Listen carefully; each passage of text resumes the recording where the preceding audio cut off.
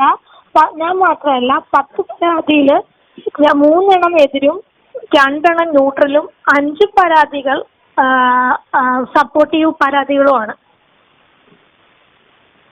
എന്തുകൊണ്ടാണ് ജീന ഒരു പരാതി കൊടുത്തത്? ഞാനൊരു കോൺഗ്രസ് അനുഭാവിയാണ്. കോൺഗ്രസ് പാർട്ടിയെ സ്നേഹിക്കുന്ന ഒരു വ്യക്തിയാണ്. ഒരു കാലത്ത് കോൺഗ്രസ് പാർട്ടിക്ക് പ്രതിരോധം തീർത്തു നിന്ന ഒരു മനുഷ്യനാണ് അദ്ദേഹം. അങ്ങനെ ഒരു ഇതിൽ പോകുന്നു ഞങ്ങൾ ആരും ഇന്നുവരെ വിശ്വസിച്ചിട്ടില്ല. അപ്പം ആദ്യം തൊട്ട് ഇത് മാസങ്ങൾക്ക് മുന്നേ തുടങ്ങിയ ഒരു ആക്രമണമാണിത്. സൈബർ ആക്രമണമാണ്. അത് സൈബർ പോരാളികൾ മൊത്തം CPM-കാരുമായിരുന്നു. പിന്നെ പുറത്തു വന്ന വ്യക്തി റിനിയാൻ ജോർജിന് പ്രതിപക്ഷ നേതാവുമായിട്ട് അടുത്ത ബന്ധവും ഉണ്ടായിരുന്നു. അതുകൊണ്ട് ഞങ്ങളുടെ കുറെ ഗ്രൂപ്പുകളുണ്ട്. കോൺഗ്രസ് അനുഭാവികളുടെ കുറെ ഗ്രൂപ്പുകളിൽ ഉയർന്നു വന്ന കുറച്ച് സീനിയർ ലീഡേഴ്സിനെ കുറിച്ച് കുറച്ച് അധിക്ഷേപങ്ങളുണ്ട്. അപ്പം ഞാൻ അവിടെ പറഞ്ഞത് ഇങ്ങനെ കോൺഗ്രസ് പാർട്ടിക്ക് അകത്തും പുറത്തും കുറച്ച് ഗൂഢാലോചനകളുണ്ട്. പാർട്ടി ഭേദമന്യേ കുറച്ച് ഗൂഢാലോചനകൾ നടന്നിട്ടുണ്ട്. അത് അന്വേഷിച്ച് ഈ ആരോപണം ഉന്നയിച്ചവരുടെ ഉദ്ദേശശുദ്ധി ഞങ്ങൾക്ക് അറിയണം. അദ്ദേഹത്തെ കൊടുക്കാൻ നോക്കുവാണോ ഞങ്ങൾക്ക് അറിയണം. First of all reporter channel ആണ് ഇതെല്ലാം തുടങ്ങിയത്. അവരെ നമുക്ക് വിശ്വസിക്കാനേ പറ്റില്ല. അവർക്ക് ഒരു ന്യായം ആ കുട്ടിക്ക് കൊടുക്കണം എന്നുണ്ടായിരുന്നെങ്കിൽ അവർക്ക് ആ കുട്ടിയെ കൊണ്ട് നിയമപരമായിട്ട് ചെയ്തു കൊടുക്കാമായിരുന്നു. അല്ലെങ്കിൽ രാഹുൽ മാങ്കൂട്ടം എന്ന വ്യക്തിയുടെ അമ്മയെ നേരിട്ട് പോയി കാണാമായിരുന്നു. ഇത് ഒരു തെളിവും ഒരു പരാതിക്കാരിയും ഇല്ലാത്ത ഒരു കാര്യം കുറച്ച് രാഷ്ട്രീയപരമായിട്ട് റെപ്യൂട്ടേഷൻ ഡാമേജിന് ഉപയോഗിക്കുന്നതല്ലാതെ ഒരു തെളിവും എങ്ങും ആർക്കും കിട്ടിയിട്ടില്ല. തേർഡ് പാർട്ടി കംപ്ലൈന്റ്സ് അല്ലാതെ ഒരു കംപ്ലൈന്റ്സും അവിടെ വന്നിട്ടില്ല. ഈ പ്രതിപക്ഷ നേതാവിനും രമേശ് ചെന്നിത്തലയ്ക്കും ഒക്കെ ഈ ഗൂഢാലോചനയിൽ പങ്കുണ്ടെന്ന് നിങ്ങൾ പറഞ്ഞു. മെൻഷൻ ചെയ്തിട്ടില്ല. പിന്നെ ക്രൈംബ്രാഞ്ചിന് കൊടുത്ത മൊഴി ഇല്ലീഗൽ ആണല്ലോ അവർ പുറത്തു കൊടുക്കുന്നത്. അതാണ് ഞങ്ങളുടെ ചോദ്യം. എങ്ങനെ റിപ്പോർട്ടറിന് കിട്ടി? ആരാണ് അപ്പൊ ക്രൈംബ്രാഞ്ചിന്റെ അകത്ത് ഒറ്റുന്നത്? അതൊരു ചോദ്യം. മറ്റൊന്ന്, VD സതീശനെയോ രമേശ് ചെന്നിത്തലയോ ഞാൻ എവിടെയും മെൻഷൻ ചെയ്തിട്ടില്ല. സീനിയർ ലീഡർഷിപ്പ് എന്ന് മാത്രമേ പറഞ്ഞിട്ടുള്ളൂ. ഞങ്ങളുടെ സംശയമാണത്. എന്റെ മാത്രമല്ല കുറെ കോൺഗ്രസ് അനുഭാവികളുടെ ചോദ്യങ്ങൾക്ക് പ്രതിനിധിയായിട്ട് ഞാൻ ഒരു ഇമെയിൽ അയച്ചു. ഈ രാഹുൽ മാങ്കൂട്ടവുമായി സംസാരിച്ചിരുന്നോ ഈ ആരോപണങ്ങൾ ഉണ്ടായതിനു ശേഷം? അതിനുശേഷമാണോ നിങ്ങൾ മൊഴി കൊടുത്തത്? അദ്ദേഹത്തെ ഞാൻ നേരിട്ട് കണ്ടിട്ടില്ല, സംസാരിച്ചിട്ടില്ല. പിന്നെ എന്തുകൊണ്ടാണ് രാഹുലിന് അനുകൂലമായി ഇത്രയും സ്ത്രീകളുടേതായ ശബ്ദരേഖയും മറ്റും പുറത്തു വന്നതിന് ശേഷവും ഇത്തരം ഒരു നീക്കം നടത്തിയത്? ഈ കാലഘട്ടത്തില് എന്തെല്ലാം മാർഗങ്ങളുണ്ടോ ഒരു ശബ്ദരേഖ ഉണ്ടാക്കാൻ? നിങ്ങൾ യൂത്ത് കോൺഗ്രസിൽ പ്രവർത്തിച്ചിരുന്നോ? ഞാൻ യൂത്ത് കോൺഗ്രസിൽ നല്ല ഒരു പാർട്ടിയിലും പ്രവർത്തിച്ചിട്ടില്ല. ഞാൻ കോൺഗ്രസ് അനുഭാവി മാത്രമാണ്. യൂത്ത് കോൺഗ്രസുമായി ബന്ധമില്ല എന്ന് യൂത്ത് കോൺഗ്രസിന്റെ ജില്ലാ സെക്രട്ടറി ഇന്ന് കുറിപ്പിട്ടിട്ടുണ്ട്. ഒപ്പം DGPക്ക് നിയമപരമായി പരാതി കൊടുക്കും എന്നാണ് ജില്ലാ പ്രസിഡന്റ് പറയുന്നത്. ഞാൻ ആരോടും യൂത്ത് കോൺഗ്രസ് പ്രവർത്തകയാണെന്ന് പറഞ്ഞിട്ടില്ല. എനിക്ക് യൂത്ത് കോൺഗ്രസുമായിട്ട് യാതൊരു ബന്ധവുമില്ല. രാഹുൽ മാങ്കൂട്ടൻ തെറ്റ് ചെയ്തില്ല എന്ന് ഉറച്ചു വിശ്വസിക്കുന്ന ഉണ്ട്. കാരണം അദ്ദേഹം ഒരു ക്രിമിനൽ ആയിരുന്നെങ്കിൽ അദ്ദേഹം സൂസൈഡ് തോട്ട്സുമായിട്ട് ഒരു മെന്റലി ഡിപ്രസ്ഡ് ആയിട്ട് മുറിക്കുള്ളിൽ കയറില്ലായിരുന്നു. അത്രയും മനോബലം ഇല്ലാത്ത ഒരു മനുഷ്യൻ ഒരു ക്രിമിനൽ ആണെന്ന് ഞാൻ വിശ്വസിക്കുന്നില്ല. അപ്പോൾ ഈ സ്ത്രീകളുടെ ഭാഗത്തു നിന്നൊക്കെ വന്ന ആരോപണങ്ങൾ അറിഞ്ഞിടത്തോളം മുറിക്കകത്ത് അടച്ച് ഭക്ഷണം പോലും കഴിക്കാതെ വീട്ടിൽ ഓരോരുത്തർ മാറി മാറി അയാൾക്ക് കാവലിരിക്കുക സൂസൈഡ് തോട്ട്സ് കാണണം. ഇനി എന്താണ് നിങ്ങളുടെ അടുത്ത നീക്കം? നിങ്ങൾക്ക് കൊല്ലണോ? അതാ ചോദ്യം. എനിക്ക് ഈ കേരള സമൂഹത്തോടും പത്രപ്രവർത്തകരോട് ചോദിക്കുന്ന, ഇനി അദ്ദേഹം ആത്മഹത്യ ചെയ്താണോ നിങ്ങൾക്ക് കാണേണ്ടത്? അതുപോലെ തന്നെ ഒരു സംശയം ഉയരുന്നത്,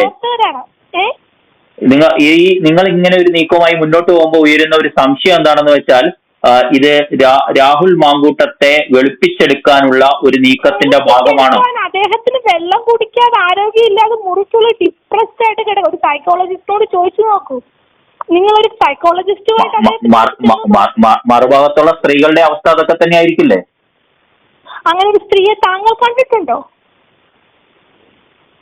അങ്ങനെ സ്ത്രീ ഇല്ലെന്ന് നിങ്ങൾക്ക് ഉറപ്പുണ്ടോ? അങ്ങനെ സ്ത്രീ ഉണ്ടെന്ന് തനിക്ക് താങ്കൾക്ക് ഉറപ്പുണ്ടോ? നിങ്ങൾക്ക് ഉറപ്പുണ്ടോ? എനിക്ക് ഞാൻ മനസ്സിലാക്കിയിടത്തോളം അങ്ങനെ ഒരു അത്ര നിയമവിരുദ്ധമായി അദ്ദേഹം ഒന്നും ചെയ്തിട്ടില്ല.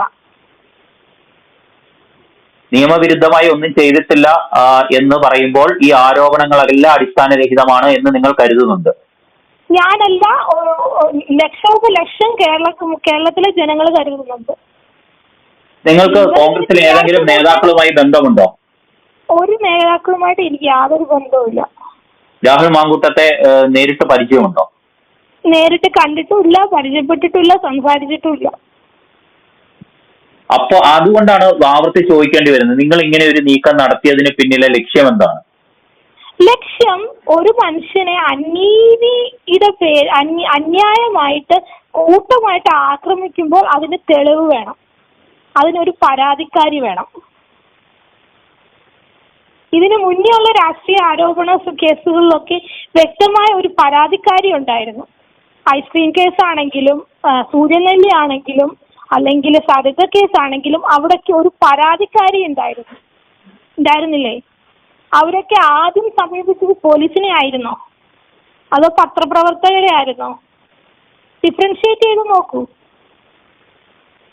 FIR എടുത്തത് പരാതിക്കാരിയുടെ കയ്യിൽ, തേർഡ് പാർട്ടിയുടെ കയ്യിൽ നിന്നല്ല. അല്ലെ, എനിക്ക് ചോദിക്കാനുള്ള ഒരു എന്റെ ഒരു സംശയം എന്ന് പറഞ്ഞാൽ, നിങ്ങൾ എന്തുകൊണ്ടാണ് കോൺഗ്രസ് പാർട്ടിയിലെ സീനിയർ ലീഡർമാർക്ക് ഈ ഗൂഢാലോചനയിൽ പങ്കുണ്ട് എന്ന് പറയുന്നത്? അവർക്ക് രാഹുൽ മാങ്കൂട്ടത്തെ കുറ്റപ്പെടുത്തിയിട്ട് അല്ലെങ്കിൽ രാഹുൽ മാങ്കൂട്ടത്തെ പെടുത്തിയിട്ട് എന്താണ് ഗുണം?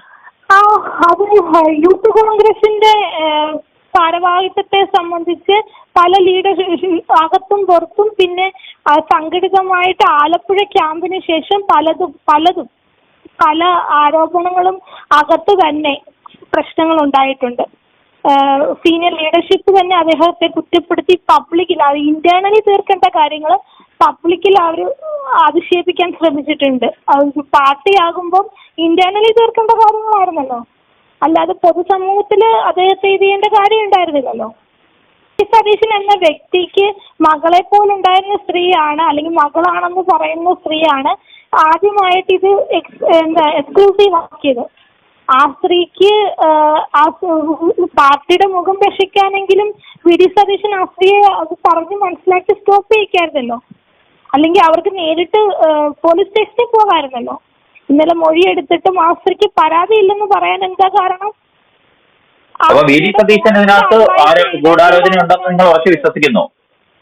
ഉറച്ചു വിശ്വസിക്കുന്നു. ഞാൻ ലക്ഷോപലക്ഷം നിഷ്പക്ഷരും പാർട്ടി പക്ഷവുമായ മനുഷ്യരും അനുയായികളും വിശ്വസിക്കുന്നു. അല്ലാതെ ക്രൈംബ്രാഞ്ചിനോട് പറഞ്ഞു? പറഞ്ഞു. അപ്പൊ ഞാൻ നേരത്തെ നിങ്ങൾ പറഞ്ഞ ആരുടെയും പേര് പറഞ്ഞില്ല എന്ന്? പേര് പറഞ്ഞിട്ടില്ല. വീഡിയോസ് എന്നോ ആർത്തിന്നോ പേര് ഞാൻ പറഞ്ഞിട്ടില്ല. പക്ഷെ സീനിയർ നേതാക്കളാണ് എന്ന് ഉദ്ദേശിച്ചത് ഇവരെയൊക്കെ തന്നെയാണ്. അങ്ങനെ ഞാൻ പറഞ്ഞിട്ടില്ല.